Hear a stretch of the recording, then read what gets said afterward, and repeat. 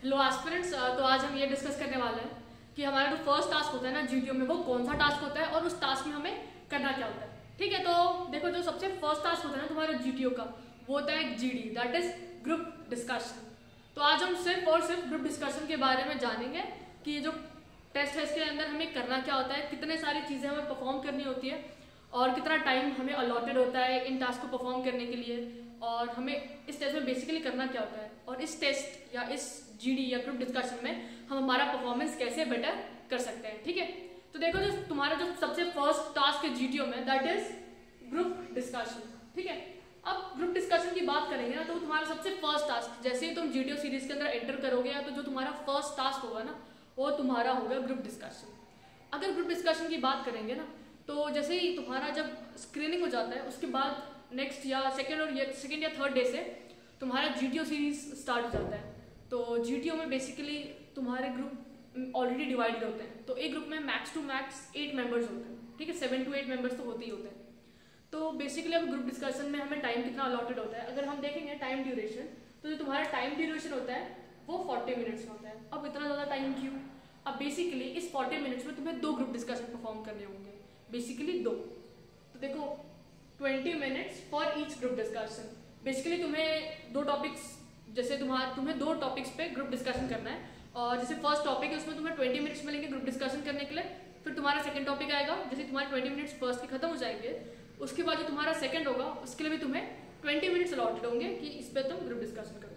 अगर हम अब ये बात करेंगे कि यार जो टॉपिक्स हमें गिवन होते हैं वो टॉपिक कौन से होते हैं, ठीक है, तो जैसे अभी मैंने क्या बताया, जो तुम्हारा ग्रुप डिस्कशन है उसके तुम्हें 2 टॉपिक्स मिल रहे हैं। फर्स्ट होता है डिबेटेबल टॉपिक। बेसिकली ये जो कोई भी जो करंट हैपनिंग्स हो ना, या उससे रिलेटेड हो सकता है, जैसे तुम डिबेटेबल बोलते हो या जो भी तुम्हारे सराउंडिंग में या नेशन में या इंटरनेशनल न्यूज़ में जो भी फर्स्ट चीज़ चल रही है ना, वो हो सकता है। जो हमें आया था, जो फर्स्ट हमारा टॉपिक था वो था इंडिया रशिया रिलेशंस। इंडिया और रशिया के बीच में कैसे रिलेशंस है और उसमें उसको तुम स्ट्रेंथन कैसे कर सकते हो। ठीक है, हमारा जो टॉपिक था वो था इंडिया रशिया रिलेशंस। तो देखो जो first topic that is current issues. अब देखो जो तुम्हारा फर्स्ट टॉपिक होता है ना, जो टॉप टू 2 टॉपिक्स दिए जाएंगे, जो तुम्हारा फर्स्ट टॉपिक होता है ना, अब तुम्हें जीटीओ जो तुम्हारा असेसर होता है या जीटी होता है वो क्या बोलेगा कि अभी तुम्हारे पास 2 टॉपिक है, जैसे हमें था इंडिया रशिया रिलेशन और था रशिया यूक्रेन वॉर। ठीक है, तो वही जो स्टार्टिंग वाले प्रेवलेंट थे कि रशिया यूक्रेन में क्या चल रहा है और इंडिया और रशिया का क्या सीन चल रहा है, राइट। तो बेसिकली जो हमें बोला था ये 2 टॉपिक्स में से तुम्हें जो चूज करना है तुम वो चूज कर सकते हो। तो फिर हमारे ग्रुप को ना 1 मिनट दिया गया था कि हमें चॉइस करना था कि कौन सा हम प्रेफर करना चाहते हैं। तो हमारे जो ग्रुपमेट्स थे उन्होंने इंडिया रशिया रिलेशन चूज किया था, तो उसी के अकॉर्डिंग हमें ग्रुप डिस्कशन हमारा इनिशिएट करना था। तो बेसिकली तुम्हें फर्स्ट जीडी मतलब फर्स्ट ग्रुप डिस्कशन के टाइम पे 2 टॉपिक्स दिए जाएंगे, उन दोनों टॉपिक्स में से तुम्हें कोई एक पिक करना है और उसके ऊपर तुम्हारा ग्रुप डिस्कशन स्टार्ट हो जाना चाहिए।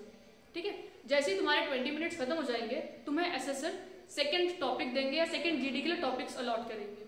अब देखो जो फर्स्ट जीडी था ना, उसमें तुम्हें चॉइस होती है, उसमें तुम्हें चॉइस मिलती है। फर्स्ट ग्रुप डिस्कशन के टाइम पे यू गेट चॉइस, बट जो तुम्हारा सेकंड ग्रुप डिस्कशन होता है ना, सेकंड ग्रुप डिस्कशन, ये फर्स्ट होता है तुम्हारा और ये सेकंड। फर्स्ट वाले में तुम्हें चॉइस मिलेगी, बट सेकंड वाले में तुम्हें चॉइस नहीं मिलती। जो तुम्हारे जीटीओ तुम्हें बोलेंगे कि इस टॉपिक पे तुम्हें ग्रुप डिस्कशन करना है, तो तुम्हें उसी पर ग्रुप डिस्कशन करना होगा। ठीक है, अगर हम बात करें कि जो सेकंड टॉपिक है वो कैसा हो सकता है, वो बेसिकली ना सोशल इश्यूज पर रिलेटेड होता है। हमारा था प्राइमरी हेल्थ पे था। ठीक है, कि हम प्राइमरी हेल्थ को कैसे इंप्रूव कर सकते हैं, जो प्राइमरी एजुकेशन है सारा उससे रिलेटेड था। ठीक है, तो जो सेकंड टॉपिक है वो याद रखना, वो तुम्हारा होगा सोशल इशू, और इधर तुम्हें कोई चॉइस नहीं मिलने वाली।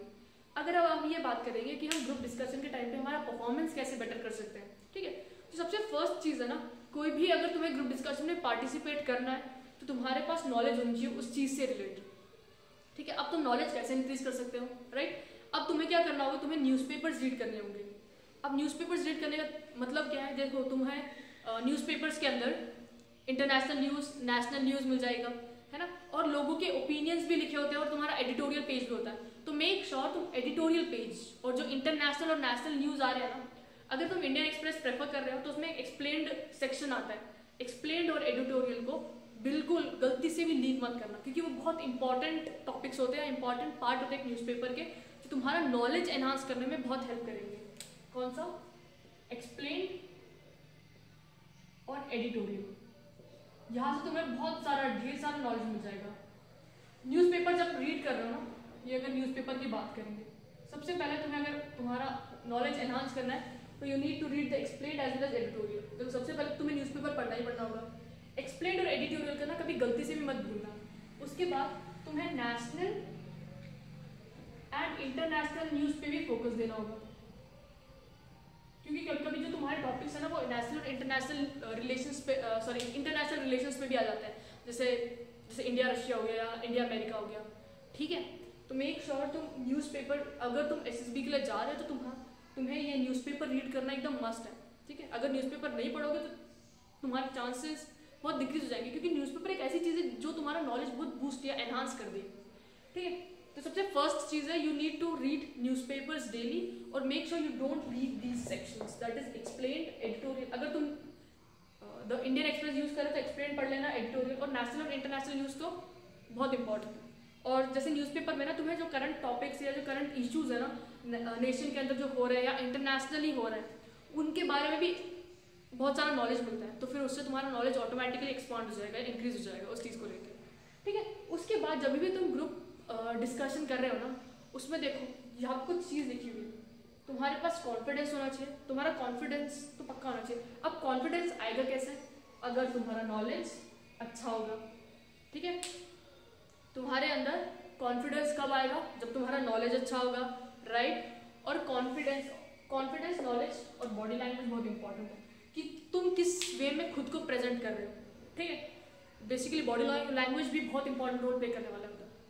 तो मेक श्योर तुम्हारा कॉन्फिडेंस, तुम्हारे पास नॉलेज ढेर सारा हो और तुम्हारा बॉडी लैंग्वेज। जब भी तुम किसी चीज़ को डिलीवर कर रहे हो ना, कोई भी तुम पॉइंट्स रख रहे हो तुम्हारे ग्रुपमेट्स के सामने, तो मेक श्योर तुम उनके आंखों में देख के डिलीवर कर रहे हो वो पॉइंट्स। ठीक है, रीजन वो एक अच्छा इम्पैक्ट लीव करता है तुम्हारे ग्रुपमेट्स पे कि हाँ भाई बंदा कॉन्फिडेंट है, उसके पॉइंट से वो रेलेवेंट भी है। ठीक है, तो मेक श्योर जब भी तुम तुम्हारे पॉइंट्स रख रहे हो एकदम अच्छे खासे रखना। मेक श्योर तुम कुछ भी घिसे पिटे पॉइंट्स नहीं रख रहे हो, ऐसे पॉइंट्स रखना जो ग्रुप के अंदर इम्पैक्ट क्रिएट करे और असेसर को भी लगे कि हाँ भाई ये बंदा बहुत अच्छे पॉइंट्स रख रहा है। देखो अब तुम और एक चीज़ इधर कर सकते हो। तुम क्या कर सकते हो, अगर तुम्हें कुछ फैक्ट्स मालूम है उस टॉपिक से रिलेटेड, जैसे ठीक है जो भी कोई भी टॉपिक तुम्हें आ रहा है, इंडिया रशिया, जैसे इम्पोर्ट्स या एक्सपोर्ट्स कितना है उनके बीच में, जो डिफेंस या जो एक्सपोर्ट्स है, जो डिफेंस एक्सपोर्ट्स है वो कितने हैं, ऑयल का इम्पोर्ट ये वो, अगर तुम्हें कुछ भी उसके बारे में रिलेटेड है ना कि रशिया ने इंडिया को कैसे हेल्प किया, इंडिया ने रशिया को कैसे हेल्प किया, और तुम्हें कुछ अगर फैक्ट्स मालूम है तो तुम बीच बीच में वो पॉइंट्स या फैक्ट्स रख सकते हो। इससे ये पता चलता है कि हाँ भाई बंदे में बहुत सारा नॉलेज है। अब मेक श्योर जब तुम नॉलेज, खुद का नॉलेज उधर रिफ्लेक्ट कर रहे हो ना, तुम ये ना कर दो कि तुम बस जब भी तुम्हारे मुंह खुल रहा है तुम बस फैक्ट्स ही फैक्ट्स रख रहे हो। ग्रुप डिस्कशन का मतलब तुम्हें खुद के पॉइंट ऑफ व्यू भी रखना है। अगर सिर्फ तुम फैक्ट्स रख रहे हो तो असेसर के माइंड में एक ओपिनियन क्रिएट हो जाएगा कि बंदा खुद से कुछ चीज़ें या खुद के पॉइंट ऑफ व्यू है ही नहीं इसके पास, ये तो सिर्फ फैक्ट्स ही रखा जा रहा है ना। तो मेक श्योर जब तुम फैक्ट्स रख रहे हो तुम्हारे फैक्ट्स भी उतने अच्छे से रिफ्लेक्ट हो और तुम्हारे जो पॉइंट ऑफ व्यू है ना वो भी उतने अच्छे से रिफ्लेक्ट हो। अगर कोई ग्रुपमेट एक पॉइंट रख रहा है, अगर तुम्हें लगा कि यार ये ठीक है तो वेल एंड गुड, जैसे आई अग्री बोल सकते हो। बट अगर तुम उसी चीज़ से अग्री नहीं कर रहे तो तुम क्या बोल सकते हो, I have a different perspective than you, right. और फिर तुम तुम्हारे हिसाब से वो पॉइंट को मोल्ड कर सकते हो। ठीक है, तो मेक श्योर ये चीज़ें तो बहुत इंपॉर्टेंट है, कॉन्फिडेंस, नॉलेज, बॉडी लैंग्वेज। ठीक है, बॉडी लैंग्वेज बहुत इंपॉर्टेंट रोल प्ले करता है जब भी तुम किसी भी चीज़ में या किसी भी चीज़ में पार्टिसिपेट कर रहे हो, चाहे वो पर्सनल इंटरव्यू हो या कोई भी चीज़ हो। ठीक है, उसके बाद देखो जैसे इधर लिखा हुआ है मैंने, रीड न्यूज़पेपर्स।